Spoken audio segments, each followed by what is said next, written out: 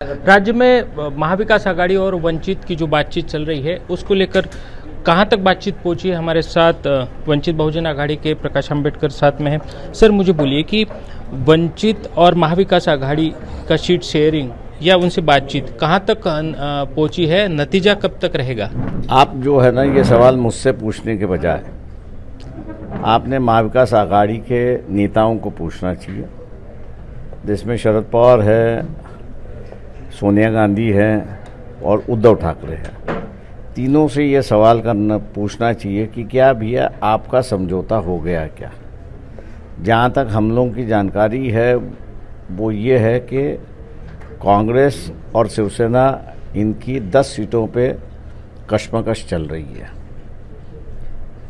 NCP, Congress और उद्धव ठाकरे के group में तीनों में मिलके 5 सीटों पे कशमकश चली है। 15 सीटों पे उनका कोई तालमेल नहीं है। इसलिए जब उनका ही तालमेल नहीं है, वो आगे इकट्ठा जाएंगे या कैसे जाएंगे, ये जब तक वंचित को पता नहीं चलता तब तक वंचित कोई भूमिका नहीं ले सकती। और इसलिए हम लोग शांति से हैं और हम लोग ये कह रहे कि भाई इनका अगर समझौता हुआ तो हम इनके साथ जाने के लिए तैयार हैं। लेकिन उसकी डेडलाइन कब तक रहेगी? क्या कोई डेडलाइन नहीं है, परिस्थिति ही डेडलाइन डालती है, तो उस परिस्थिति के मुताबिक हम लोग चलेंगे।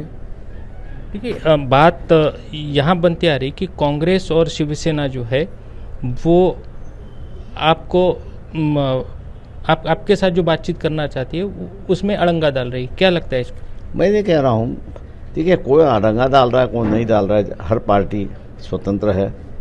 जो निर्णय उनको लेना है वो ले सकती है, उसको कोई रोक नहीं सकता। इसलिए हर पार्टी ने अपनी खुद का निर्णय लेना चाहिए। जैसे कि हम लोग ने आज निर्णय लिया और जो खड़गे जी कांग्रेस के जो अध्यक्ष है उनको जो लेटर लिखा है हम लोग ने, उसको आज प्रेस में हम लोग ने रिलीज करवा दिया कि भाई आपका वहाँ पे नहीं हो रहा है तो हम आपके साथ में बैठने के लिए तैयार हैं। अब उनके यहाँ से क्या संदेश आता है उसका हम लोग इंतज़ार कर रहे हैं। अब उनके यहाँ से संदेशा नहीं आया तो फिर हम लोगों को जो डिसीजन लेना है वो डिसीजन हम लोग लेंगे। नहीं, आपने जैसा कि आपके मित्र पक्ष रहे शिवसेना के साथ पहले सीट शेयरिंग की बात हुई है, लेकिन उनसे भी नहीं जमा, अपने मित्र पक्ष से भी नहीं जमा। अब तो आखिर खड़गे साहब से भी, यानी कांग्रेस के साथ में भी ऐसा है कि सेना का हमारे से समझौता होने के पहले उनका समझौता कांग्रेस के साथ है और एनसीपी के साथ है। शिवसेना उन दोनों को लेके साथ में लेके चलना चाह रही है। अब वो तीनों मिलके कहाँ तक चलेंगे ये हम लोग देखना चाह रहे हैं। अगर खड़गे जी का संदेशा कब तक आने की राह देखेंगे, फिर की बाद में क्या स्ट्रेटेजी रहेगी वंचित की? नहीं, देखिए, ऐसा है कि हम लोग तो आखिरी मौका जो होता है उस आखिरी मौके तक हम लोग रोकेंगे, क्योंकि हम लोग को समझौता चाहिए। और उसी के बाद जो है वो हम लोग अपना डिसीजन लेंगे।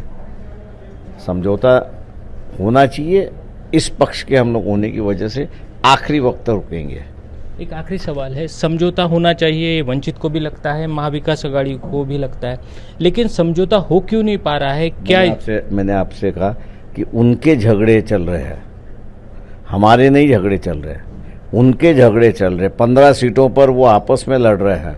जब तक उनका लड़ना नहीं रुकता तब तक हम लोग उनके साथ में बैठ नहीं सकते, क्योंकि उनका झगड़ा नहीं मिटता है, उनका तालमेल नहीं होता है, समझौता नहीं होता है, तो उनकी राजनीतिक रुख क्या होगी वो हमको देखना होगा। उसके बाद ही हम लोग डिसीजन ले सकते हैं, उसके पहले हम नहीं ले सकते।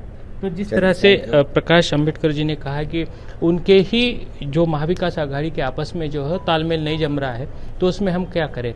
जब तक उनका तालमेल नहीं जमता तब तक हम उनके निर्णय की राह देखेंगे। धनंजय साहब